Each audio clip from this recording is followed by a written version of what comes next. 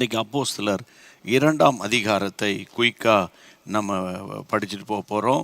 கர்த்தருடைய பிள்ளைகளை 2ஆம் அதிகாரத்தில் எல்லா வசனங்களையும் நான் உங்களுக்கு சொல்லி கொண்டு போகாமல் ஒரு ஹைலைட்ஸ் மாதிரி முக்கியமான குறிப்புகள் மாதிரி உங்களோடு கூட நான் பேச பிரியப்படுகிறேன். முதல் வசனத்தை படிக்கலாம். முதல் வசனம், பெந்தைக்கோஸ்தே என்னும் நாள் வந்தபோது, பெந்தைக்கோஸ்தே என்னும் நாள் வந்தபோது அவர்கள் எல்லாரும் ஒருமனப்பட்டு ஓரிடத்திலே வந்திருந்தார்கள். ஆமென். பெந்தைக்கோஸ்தே என்னும் நாள், பெந்தைக்கோஸ்தே இது பழைய ஏற்பாட்டில் யூத பண்டிகையில் ஒரு பண்டிகை பெந்தைக்கோஸ்தே. இப்போது நீங்கள் லேவியராகமம் 23ஆம் அதிகாரம், லேவியராகமம் 23ஆம் அதிகாரம் திருப்புங்க, நோட்டில் எழுதிக்கோங்க. லேவியராகமம் 23:15 மற்றும் 16 வசனங்களை படிக்கலாம். நீங்கள் அசைவாட்டும் கதிர்கட்டை கொண்டு வரும் ஓய்வு நாளுக்கு மறுநாள் முதற்கொண்டு என்ன துவக்கி 7 வாரங்கள் நிறைவேறின பின்பு, 7 வாரங்கள் கணக்கு போட்டுக்கோங்க, 7 வாரங்கள் நிறைவேறின பின்பு 7ஆம் ஓய்வு நாளுக்கு மறுநாளில் 50ஆம் நாள் மட்டும் எண்ணி கர்த்தருக்கு புதிய போஜன பலியை செலுத்த கடவீர்கள். இந்த 50ஆவது நாள் கர்த்தருக்கு போஜன பலியை செலுத்துகிற நாளுக்கு பேர் தான் பெந்தைக்கோஸ்தே. 7 வாரங்கள் கர்த்தருடைய பிள்ளைகளை 49 நாட்கள்.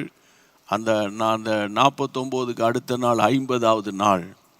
இப்போது நம்முடைய புதிய ஏற்பாடு கிரேக்க மொழியிலிருந்து மொழிபெயர்க்கப்பட்டது. பழைய ஏற்பாடு எபிரேயர் மொழியிலிருந்து மொழிபெயர்க்கப்பட்டது. சரியா?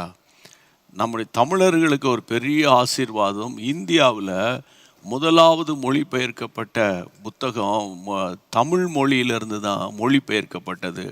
தமிழ் மொழிக்காக கர்த்தரை ஸ்தோத்திரம் பண்ணுங்க.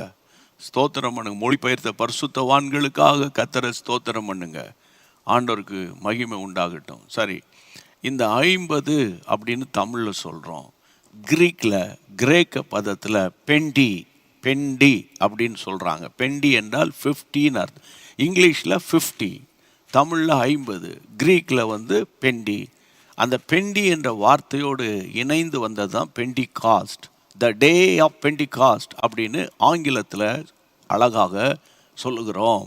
சரி, அப்போ இந்த 50ஆவது நாள், அதாவது ஆண்டவராகிய இயேசு கிறிஸ்து பரலோகத்துக்கு எடுத்து கொள்ளப்பட்ட பிறகு, கர்த்தருடைய பிள்ளைகளே, அவர் உயிரோடு எழுந்த பிறகு பைபிளில் படிக்கிறோம்.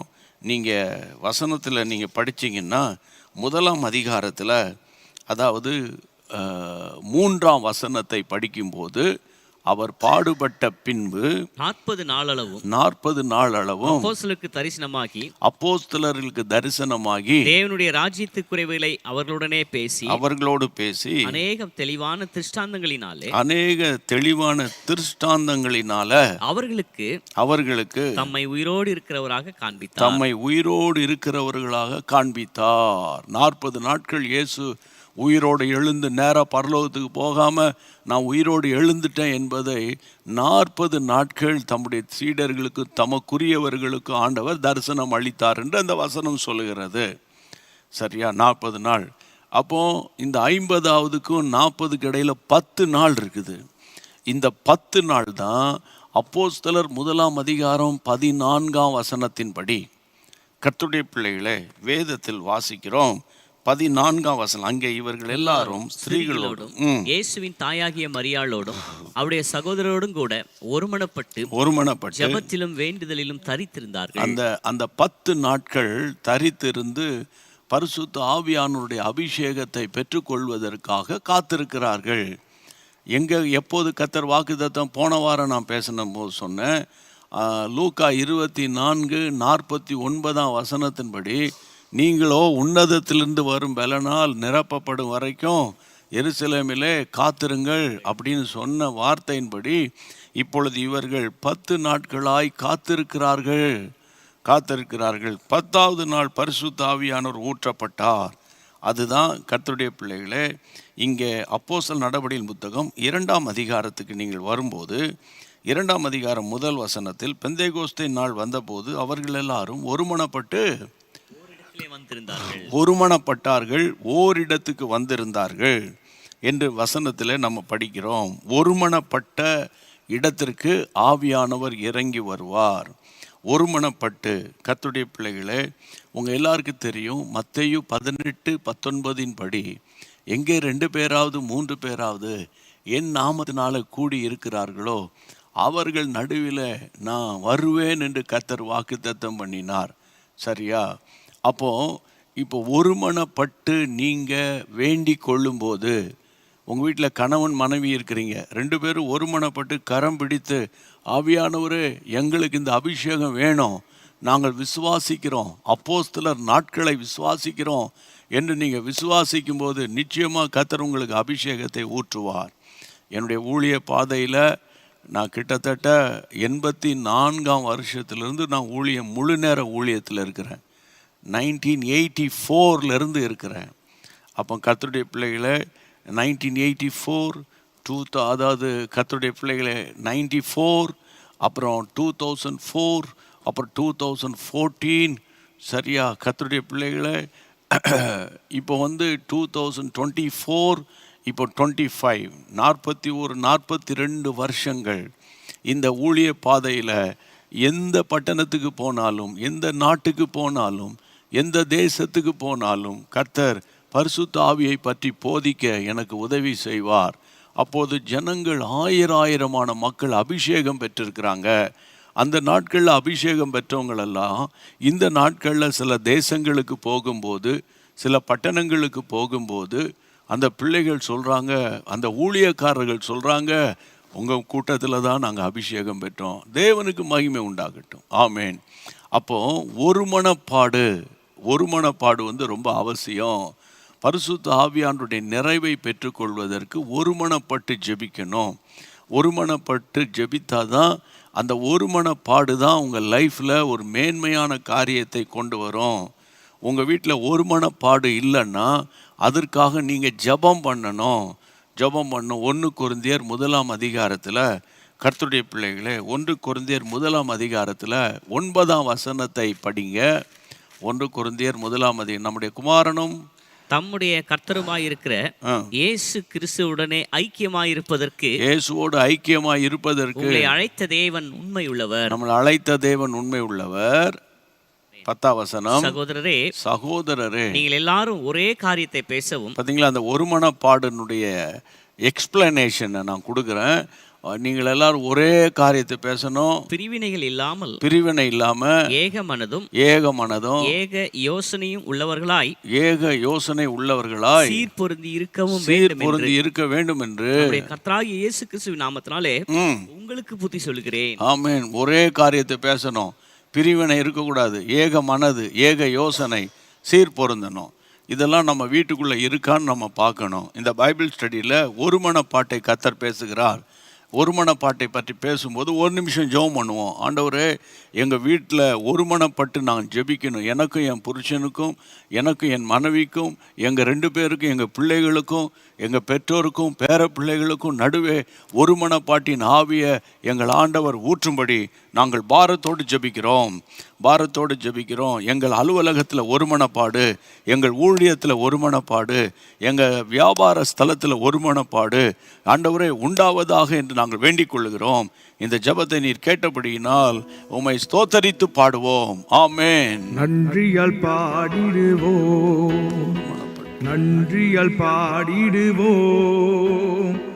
நல்லவர் இயேசு நல்கிய எல்லா நன்மைகளை நினைத்தே.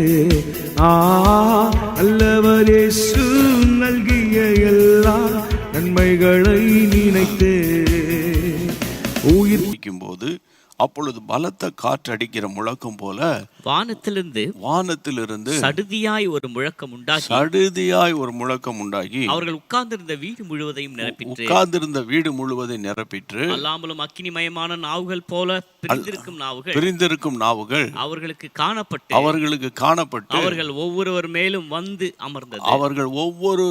வந்து அமர்ந்தது. 2ஆம் வசனம் 3ஆம் வசனத்தை படித்தோம். கர்த்தருடைய பிள்ளைகளே, இந்த பலத்த காற்று அடிக்கிறது போல பரிசுத்த ஆவியானவர் வந்து பலத்த காற்றடிக்கிற முழக்கம் போல ஆவியானவர் ஒரு காற்றை போல அந்த வீட்டுக்குள் வந்து இறங்கினார், அந்த வீட்டை நிரப்பினார் என்று அந்த வசனம் சொல்லுது. இந்த காற்று அபிஷேகத்துக்கு அடையாளம். 3ஆம் வசனத்தில் அக்னிமயமான நாவுகள், பிரிந்திருக்கும் நாவுகள் அவர்களுக்கு காணப்பட்டு அவர்கள் ஒவ்வொரு மேலும் வந்து அமர்ந்தது. பரிசுத்த ஆவியானவர் ஆழ்தத்துவமானவர் ஒவ்வொருவர் மேல் வந்து அவர் அமருகிறார், தங்கி இருக்கிறார். அமருகிறது என்பது தங்கி இருப்பதற்கு இணையான ஒரு வார்த்தை. தங்கி இருக்கிறார். அதனால தான் ஒரு முறை நீங்கள் பரிசுத்தாவின் அபிஷேகத்தை பெற்றுட்டீங்கன்னா அந்த பரிசுத்த ஆவியானவர் உங்களுக்குள்ளே வந்து தங்கி இருக்கிறார். வசனம் 12-13ஆம் வசனத்தின்படி அந்த அபிஷேகம் பெற்ற எல்லாரும் நவமான பாஷைகளை பேச தொடங்கினார்கள். பைபிளில் படிக்கிறோம். கர்த்தருடைய பிள்ளைகளை 11ஆம் வசனத்தில் படிக்கிறோம், 12ஆம் வசனத்தில் படிக்கிறோம். அவர்கள் ஒவ்வொருவரும் அதாவது பரிசுத்த ஆவியினாலே நிறைந்து அபிஷேகத்தில் நிறைந்து அந்நிய பாஷை பேசுகிறாங்க. 13ஆம் வசனத்தில் மற்றவர்களோ இவர்கள் மதுபானத்தினால் நிறைந்திருக்கிறார்கள் என்று பரியாசம் பண்ணினார்கள். இன்னைக்கும் இந்த பரியாசம் பண்ணுகிற ஒரு ஸ்பிரிட்டு அன்றைக்கு மட்டும் இல்லை, இன்ன வரைக்கும் இருந்துக்கிட்டு தான் இருக்குது. அதாவது எனக்கு ஒரு காரியம் தெரியல, அல்லாவிட்டால் எனக்கு ஒரு காரியம் எனக்கு இல்லைன்னு வைங்களேன், என்னுடைய புரிதல் அது யாருக்கும் இல்லை. புரியுதா உங்களுக்கு? எனக்கு ஒரு காரியம் இல்லைன்னா அது யாருக்கும் இருக்கக்கூடாது அப்படிங்கிற ஒரு புரிதல் உள்ள ஊழியக்காரர்களுக்கு, விசுவாசிகளுக்கும் புரியாது. ஆனால் உலகம் முழுவதிலும் இருக்கிற ஒரு கோடி விசுவாசிகள் அந்நிய பாஷைகளை பேசி ஜெபிக்கிறார்கள். அந்நிய பாஷை என்பது பரலோக பாஷை. அந்நிய பாஷை என்பது பரலோகத்திலிருந்து தேவன் அருளுகிற ஒரு பாஷை, ஹெவன்லி லாங்குவேஜ் அது. அப்போ ஒருவன் அந்நிய பாஷை பேசுகிறான் என்றால் அவன் தேவனிடத்தில் பேசுகிறான். நம்ம படிக்கிறோம் 1 கொரிந்தியர் 14ஆம் அதிகாரம் 2ஆம் வசனத்தில் 14:2 அந்நிய பாஷையில் பேசுகிறவன் ஆவியினாலே ரகசியங்களை பேசுகிறான். அவன் பேசுகிறதை ஒருவன் அறியாதபடியினால் அவன் மனுஷனோடு பேசாமல் தேவனிடத்தில் பேசுகிறான். தெளிவாக இருக்குது. அந்நிய பாஷை பேசுகிறவன் தேவனோடு. இன்னைக்கு விசுவாசிகள் அந்த மாதிரி சில அநேக சபைகள் அந்நிய பாஷையில் ஜெபிக்கிறாங்க என்றால் அவர்கள் ஆவியினாலே ரகசியங்களை பேசுகிறார்கள். கர்த்தருக்கு மகிமை உண்டாகட்டும். நான் குயிக்காக போகிறேன். கர்த்தருடைய பிள்ளைகளே, 2ஆம் அதிகாரம் அப்போஸ்தலர் 2:14 படிப்போம். 14 படிக்கும் பொழுது அப்பொழுது பேதுரு 11 கூட நின்று அவர்களை நோக்கி உரத்த சத்தமாய், யூதர்களே எருசலேமில் வாசம் பண்ணுகிற ஜனங்களே எல்லாரும் அறிந்து கொள்வீர்களாக என் வார்த்தைகளுக்கு செவி கொடுங்கள். ரொம்ப இன்ட்ரெஸ்டிங்கான ஒரு வேர்டு. 11 பேரோடு கூட பேதுரு எழும்பி நிற்கிறார். அப்படின்னா 12 அப்போஸ்தலர்கள். நல்ல கவனிங்க. அதில் ஒருவன் நாண்டு கொண்டு செத்தான். அந்த இடத்துக்கு இன்னொருவனை சீட்டு போட்டு எடுத்துட்டாங்க. அவன் பேர் மத்தியா. அப்போ 11 + 1 இவர் பேதுரு, 12 பேர். இந்த பேதுரு எழும்பி நிற்க மற்றவர்களும் அவரோடு கூட ஒருமனப்பட்டு நிற்கிறார்கள். பரிசுத்த ஆவியானவருடைய அபிஷேகம் ஒருமனப்பாட்டை கொண்டு வரும். ஆமேன் சொல்லுங்க. பரிசுத்த ஆவியை எழுதிக்கோங்க. பரிசுத்த ஆவியின் அபிஷேகத்தில் ஒருமனப்பாடு உண்டு. ஆமேன். இல்லையா? அப்படி இல்லையா? எங்கள் வீட்டில் எல்லாரும் அந்நிய பாஷை பேசுகிறோம், ஒவ்வொருத்தரும் ஒரு திசைக்கு இழுத்துட்டு கிடக்காம, அது பொல்லாத ஆவி. ஆளாளுக்கு இருக்கிற ஜென்ம சுவாபம் கிரியை செய்கிறது. உண்மையாக ஒருவன் ஆவிக்குள்ளாக நிரம்பி ஜெபம் பண்ண, அப்பா சொல்கிறாங்களா, அப்பா சொல்லிட்டாங்க, அம்மா சொல்லிட்டாங்களா, ஓகே பிரைஸ் காட்.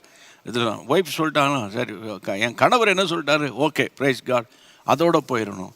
அப்புறம் நான் சொல்கிறதான் நடக்கணும், நீ சொல்கிறதான் நடக்கணும். இது பிரசங்கம். இதுக்குள்ளே நான் போயிட்டேன்னா அதுக்கப்புறம் அடுத்தடுத்த காரியங்களுக்குள்ளே போயிடுவேன். அதனால் கர்த்தருடைய பிள்ளைகளை, பரிசுத்த ஆவியானுடைய அபிஷேகம் ஒரு மனப்பாட்டை கொண்டு வரும். ஒரு காலத்தில் இந்த பேதுரு இயேசுவை மறுதலித்தார். ஒரு காலத்தில் இப்போ பேதுரு, அதாவது அவரை பற்றி அதெல்லாம் தெரியாதுன்னு ஒரு பெண்மணிக்கிட்ட அவர் அவர் பேசி பொய் பேசினார், உங்கள் எல்லாருக்கும் தெரியும், மறுதலித்தார். ஆனால் அந்த பேதுரு இப்போ 11 பேரோட நடுவில் நின்று முதல் பிரசங்கியாராக, சபையினுடைய துவக்கம் இதுதான் சபையினுடைய ஆரம்பம். இப்போ உலகத்தில் இருக்கிற ரோமன் கேத்தலிக் சபை, சிஎஸ்ஐ சபை, அசம்பிளி சபை, டிபிஎம் சபை, இன்னும் சால்வேஷன் ஆர்மி, இன்னும் நிறைய சபைகள்லாம், லுத்தரன் சபை, மெத்தடிஸ்ட்டு, ஆங்கிலிக்கன், பிரிஸ்பிட்டேரியன், இப்படி சொல்லிக்கிட்டே போவேன். இப்போ ஏகப்பட்ட சபைகள். ஆனால் முதல் சபையினுடைய துவக்கம் 1ஆம் நூற்றாண்டு. சபை தொடங்கினது 1ஆம் நூற்றாண்டு. சபையினுடைய முதல் பிரசங்கியார் அப்போஸ்தலனாகிய பேதுரு. அவர் நின்று பிரசங்கிக்கும் போது அவர் என்ன சொல்கிறார் பாருங்கள், யூதர்களே, எருசலேமில் வாசம் பண்ணுகிற ஜனங்களே, நீங்கள் எல்லாரும் அறிந்து கொள்வீர்களாக, என் வார்த்தைக்கு செவி கொடுங்கள். யார் பேசுகிறா? பின்வாங்கி போனவன், மறுதலித்தவன், இயேசு திரும்பி ஒரு பார்வை பார்த்து அழுது ஒப்பு கொடுத்தவன். இந்த 120 பேர் கூடியிருந்த அந்த மேல் மாடியில் அவரும் தன்னை ஒப்பு கொடுத்து அபிஷேகம் பெற்று ஆவியில் நிரம்பினார். அந்த ஆவியானவர் அவரை சிறந்த பேச்சாளராக மாற்றினார். ஆமேன். சிறந்த பேச்சாளராக மாற்றினதுனால தான் 40-41 வசனத்தின்படி 40-41 வாசியுங்கள். இன்னும் அநேக வார்த்தைகளினாலே சாட்சி கூறி மாறுபாடுள்ள இந்த சந்ததியை விட்டு விலகி, மாறுபாடான சந்ததியை விட்டு விலகி உங்களை ரட்சித்துக் கொள்ளுங்கள் என்றும் புத்தி சொன்னான். அவருடைய வார்த்தையை சந்தோஷமாக ஏற்றுக்கொண்டவர்கள், வார்த்தையை ஏற்றுக்கொண்டவர்கள் அப்படின்னு இல்லை, வார்த்தையை சந்தோஷமா ஏற்றுக்கிட்டவங்க ஞானஸ்நானம் பெற்றாங்க. ஞானஸ்நானம் பெற்றவங்க மொத்தம் ஏறக்குறைய 3000 பேர் சபையிலே சேர்க்கப்பட்டார்கள். அதான் எழுப்புதல் சொல்றீங்களே, எழுப்புதல்னா என்னன்னா, ஆயிரமான மக்கள் சபையில சேர்க்கப்படணும். 60 வருஷமா அதே 120 பேரோட உட்கார்ந்துக்கிட்டு இருக்க கூடாது. புரியுதா உங்களுக்கு? கர்த்தருடைய பிள்ளைகளை சில சபைகளெல்லாம் 100 ஆண்டு பண்டிகை கொண்டாடுவாங்க. கடைசியில் பார்த்தா அதே ஒரு 1000 விசுவாசிகள் அதே தான் இருக்குமே தவிர ஆண்டுகள் கடந்து கொண்டு போகிறது. ஆனால் பெந்தைகோஸ்தையினுடைய எக்ஸ்பீரியன்ஸ் என்னன்னா பெருக்கம். பெந்தைகோஸ்தையினுடைய எக்ஸ்பீரியன்ஸ் பெருக்கம். அப்போ இந்த நாட்களில் கர்த்தருடைய பிள்ளைகளை சபைகள் பெருகணும். பேதுருடைய பிரசங்கம் பெருக்கத்தை கொண்டு வந்தது. விஷயம் என்னன்னு கேட்டால், ஏன் பெருக்கத்தை கொண்டு வந்தது? கர்த்தருடைய பிள்ளைகள், அவன் பிரசங்கத்தில் அதிகமாக அவர் கையாண்ட வார்த்தை என்ன தெரியுமா? கர்த்தருடைய பிள்ளைகளை 23ஆம் வசனத்தின் பின்பாகத்தில், சிலுவையில் ஆணி அடைத்து கொலை செய்தீர்கள். எந்த ரோமருக்கு பயந்தானோ அந்த ரோமர்களை பார்த்து, அந்த அரசாங்கத்தை பார்த்து தைரியமாய் பேச ஆரம்பிக்கிறார். அது மட்டுமல்ல, 36ஆம் வசனத்தை படிங்க. ஆகையினால நீங்கள் சிலுவையில் அறைந்த இந்த இயேசுவையே, நீங்கள் சிலுவையில் அறைந்த அந்த வேர்டை நீங்க அண்டர்லைன் பண்ணணும். சிலுவையில் அறைந்த இயேசுவை தேவன் ஆண்டவரும் கிறிஸ்துவும் ஆக்கினார் என்று இஸ்ரவேல் குடும்பத்தார் யாவரும் நிச்சயமாய் அறிய கடவர்கள் என்றார். 37 இதை அவர்கள் கேட்டபோது இருதயத்தில் குத்தப்பட்டவர்களாகி பேதுருவையும் மற்ற அப்போஸ்தலரையும் பார்த்து, சகோதரரே, நாங்கள் என்ன செய்ய வேண்டும் என்றார்கள். இதுதான் ரிவைவல் வென்றா எண்ணெய் பாட்டில், தண்ணி பாட்டில் எடுத்துட்டு வந்து ஜெபம் பண்ண வைப்பீங்களா? கவனிக்கிறீங்களா? ரிவைவல்னா எண்ணெய் பாட்டிலையும் தண்ணி பாட்டிலையும் கொண்டு வந்து கொடுத்துக்கிட்டு கொஞ்சம் ஜெபம் பண்ணி கொடுங்க பிரதர்ன்றது ரிவைவல் கிடையாது. அது இப்போ நம்ம செஞ்சுக்கிட்டு இருக்கிற காரியம். ரிவைவல் அப்படின்னா என்ன அர்த்தம் தெரியுமா? What is the meaning of revival? எழுப்புதல் அப்படின்னா என்ன? அப்படின்னா அந்த பாஸ்டர் பேசுறதுனால, பாஸ்டர் நீங்கள் பேசின வார்த்தை என் இருதயத்தை குத்துது. என் ஒய்ஃபுக்கு துரோகம் பண்ணிட்டேன், எங்கள் அப்பாவுக்கு துரோகம் பண்ணிட்டேன், என் மனைவிக்கு நான் துரோகம் பண்ணிட்டேன், என் பிள்ளைகளுக்கு நான் துரோகம் பண்ணிட்டேன். அப்படி இருதயத்தில் அடித்து கொண்டு, மார்பில் அடித்து கொண்டு மனம் திரும்புறதுக்கு பேர் தான் ரிவைவல். புரியுதா? அதான் that is called original revival. எண்ணெய் பாட்டில், தண்ணி பாட்டில் எடுத்துகிட்டு வர்றது, தீர்க்க தரிசனம் எனக்கு தான் சொல்லப்பட்டது, நான் தான் அந்த ஆள் அப்படின்னு சொல்கிறது, இதெல்லாம் ஒரு பக்கம் இருக்கட்டும். அதெல்லாம் வேற காரியம். அது ஆவியின் வரங்களில் வரக்கூடிய காரியம். அப்போ இந்த காலத்தில் பிரசங்கம் குத்துகிறதாக இருக்கணும். ஆமாம், குத்துகிறதாக இருக்கணும். அப்போ உள்ளத்தில் குத்துனாதான் உள்ளம் கிழிக்கப்படும். தேவனுக்கு ஏற்கும் பலிகள் நொறுங்குண்ட ஆவிதான், நொறுங்குண்டதும் நறுங்குண்டதுமான இருதயத்தை நீர் புறக்கணீர் என்று தாவீது சாஷ்டாங்கமாக ஆண்டவருடைய பாதத்தில் விழுந்துட்டான். அப்போ இந்த நாட்களில் அப்போஸ்தலர் 2ஆம் அதிகாரத்தில் பேதுருவின் பிரசங்கம், ஒரு முதல் பிரசங்கம், அவர் தான் ஃபஸ்ட்டு பிரசங்கமே அதுதான் அவருக்கு. ஆனால் முதல் பிரசங்கமே குத்தப்பட்டார்கள். ஆண்டவமாரே ரட்சிக்கப்பட நான் என்ன செய்யணும்னு கேட்டார்கள். இன்றைக்கு நீங்களும் நானும் பிரசங்கிக்கும் போது ஜனங்கள் வந்து கேட்கணும், பிரதர் நானும் ஸ்நானம் எடுக்கணும், பிரதர் நான் ரட்சிக்கப்படணும், நான் ஏமாத்திக்கிட்டு திரிஞ்சிட்டேன், கள்ள கணக்கு எழுதினேன், கஞ்சா பிடிச்சேன், நான் பொடி போடுற கிறிஸ்தவன், சிகரெட்டு பிடிக்கிற கிறிஸ்தவன், ஆமாம் எலெக்ஷனில் நின்று மாய்மாலம் பண்ணுற கிறிஸ்தவன், நான் அதெல்லாம் தூக்கி தூர போட்டுட்டு நான் மனம் திரும்பணும், நான் ரட்சிக்கப்படணும், கிறிஸ்துவின் பிள்ளையா நான் மாறணும், அப்படிப்பட்ட ஒரு கிறிஸ்தவ வாழ்க்கை வாழ எனக்கு உதவி செய்வீங்களான்னு ஒரு கூட்டம் வந்து கேட்டுச்சுன்னா அதுக்கு பேர் தான் எழுப்புதல். ஆமேன். அதுக்கு பேர் தான் என்னது? எழுப்புதல். கர்த்தருக்கு மகிமை உண்டாகட்டும். ஆமேன். கர்த்தருக்கு மகிமை உண்டாகட்டும். நான் கூட ஒரு ஞான ஸ்நானம் தொட்டி நம்ம ப்ரேயர் சென்டரில் கட்டலாமான்னு பார்க்குறேன். ஞான ஸ்நானம் தொட்டி கட்டி ஞான ஸ்நானம் கொடுத்து சபைகளில் போய் நல்ல ஆவிக்குரிய சபைகள் நண்பர்கள் எனக்கு தெரியும், அந்த சபைகளெல்லாம் போய் நல்ல கர்த்தரை ஆராதிங்கன்னு அவங்கள கர்த்தரை ஆராதிக்க அனுப்ப வேண்டிய ஒரு எழுப்புதலின் காலம் வருகிறது. ஆமென். கர்த்தருக்கு மகிமை உண்டாகட்டும். கர்த்தருக்கு ஸ்தோத்திரம். எனக்கு அன்பான கர்த்தருடைய பிள்ளைகளே, இதற்கு சீக்ரெட் என்னன்னு கேட்டால், தேவனுடைய பிள்ளைகளே, அந்த வசனத்தில் இருக்கிற வார்த்தை அதிகாரத்தோடு அவர் பேசுகிறார். சிலுவையில் ஆணி அடித்து கொலை செய்தீர்கள், நீங்கள் அறைந்தீர்கள் என்று பிரசங்கம் குத்துனதுனால ஒரு எழுப்புதல் வந்தது. முதல் பிரசங்கத்தில் 3000 பேர் ரட்சிக்கப்படுகிறார்கள். முதல் பிரசங்கத்தில் எத்தனை பேர் ரட்சிக்கப்படுறாங்க? 3000 பேர். குயிக்கா ஒரு 5 நிமிஷத்தில், எனக்கு 8 மணி ஆயிடுச்சு, 5 நிமிஷத்தில் முடிக்கிறேன். 42ஆம் வசனத்தை படிப்போம். 42. அவர்கள் அப்போஸ்தலருடைய உபதேசத்திலும் அந்யோன்யத்திலும் அப்பம் பிற்குதலிலும் ஜெபம் பண்ணுவதிலும் உறுதியாய் தரித்திருந்தார்கள். ஆமென். அவர்கள் அப்போஸ்தலர் உபதேசத்தில், அதாவது நல்ல கவனிங்க, ரட்சிக்கப்பட்டு மனம் திரும்பினோன்னு நல்ல வசனத்தை படிக்கிறதிலும் உபதேசத்திலும் உறுதியாயிட்டாங்க. இன்னைக்கு நிறைய பேர் சபையாக சுற்றிட்டு கிடக்காங்க தெரியுமா? சபையாக சுற்றிட்டு கிடப்பாங்க. இந்த ஷாப்பிங்க்கு ஒவ்வொரு கடையாக, இந்த ஒரே இடத்துல பல கடைகள் இருக்குமானா ஒவ்வொரு கடையாக சிலர் சுற்றிக்கிட்டு இருப்பாங்க, சிலர் ஒவ்வொரு ஹோட்டலாக பார்த்துக்கிட்டு இருப்பாங்க. அது மாதிரி இன்றைக்கி ஒவ்வொரு சபையாக போய்கிட்டு இருக்கிற, அலைந்து கொண்டு இருக்கிற ஒரு அலைந்து திரித ஆடுகள் போல், அதான் மேய்ப்பன் இல்லாத ஆடுகள் போல் இன்றைக்கி ஒரு கூட்டம் அலைஞ்சு திரிஞ்சிட்டு கிடக்கு. கர்த்தருடைய பிள்ளைகளே, ஆனால் நீங்கள் நல்ல வசனத்தை படிச்சிங்கன்னா அப்போஸ்தலருடைய உபதேசங்கள், ரட்சிப்பு, மனம் திரும்பல், ஞானஸ்நானம், அபிஷேகம், பரிசுத்த வாழ்க்கை, ஜெப வாழ்க்கை, அப்பம் பிக்குதல் என்ற ஒரு 7 உபதேசங்களை அவங்க ஃபாலோ பண்ணி உறுதியாய் தரித்திருக்கிறார்கள். வசனத்தில் உறுதியாய் அவர்கள் தரித்திருக்கிறார்கள். கர்த்தர் ஸ்தோத்திரம். 46 படிங்க. 46 படிங்க, டக்குன்னு படிங்க. அவர்கள் ஒருமனப்பட்டவர்களாய் தேவாலயத்திலே அனுதினமும் தரித்திருந்து, அதாவது அப்படின்னா என்ன அர்த்தம்? டெய்லி சர்ச் திறந்து இருக்குது, வீடுகள் தோறும் அப்பம் போதும். அவர்கள் ஒருமனப்பட்டவர்களாய் தேவாலயத்தில் அனுதினமும் தரித்திருக்கிறார்கள். அப்படின்னா என்ன அர்த்தம்? சர்ச் வந்து ஞாயிற்றுக்கிழமை மாத்திரம் கோயில் குட்டி திறந்து மணி அடித்து ஆலயத்துக்கு வாங்கன்னு கூப்பிடலை. புரியுதா? அதாவது சபை, அதாவது கர்த்தருடைய பிள்ளைகளை இரவும் பகலும் சபைகள் திறந்திருக்கணும். அதுக்கு பேர் தான் எழுப்புதல். ஆமென். சும்மா சாயங்காலம் 4 மணிலேருந்து 7 மணி வரைக்கும் திறந்துட்டு பூட்டிடக்கூடாது. இரவும் பகலும் சபைகள் திறந்திருக்கணும். நைட் ஷிஃப்ட், டே ஷிஃப்ட் போட்டு ஊழியர்கள் சபைக்காக ஜெபிக்கணும். ஆமென் சொல்லுங்க. அதுக்கு பேர் தான் எழுப்புதல். வசனம் சொல்லுகிறது, அந்த 46ஆம் வசனத்தில் அவர்கள் ஒருமனப்பட்டவர்களாய் அனுதினமும் தேவாலயத்துக்கு அனுதினமும் வந்தார்கள்.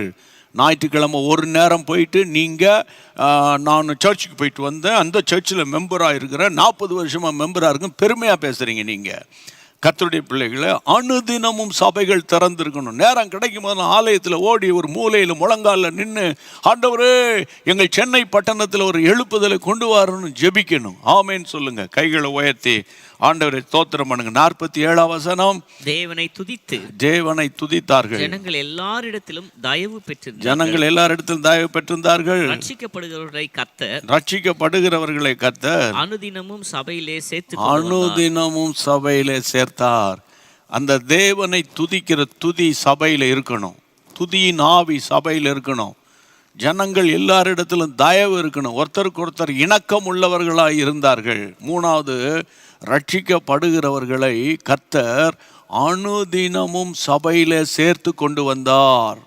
அப்படின்னா என்ன அர்த்தம்னா, கர்த்தருடைய பிள்ளைகளே, ஒவ்வொரு நாளும் புதிய ஆத்துமாக்கள் சபையிலே சேர்க்கப்பட்டாங்க. உங்கள் சபையில் சேர்க்கப்படுறாங்களா?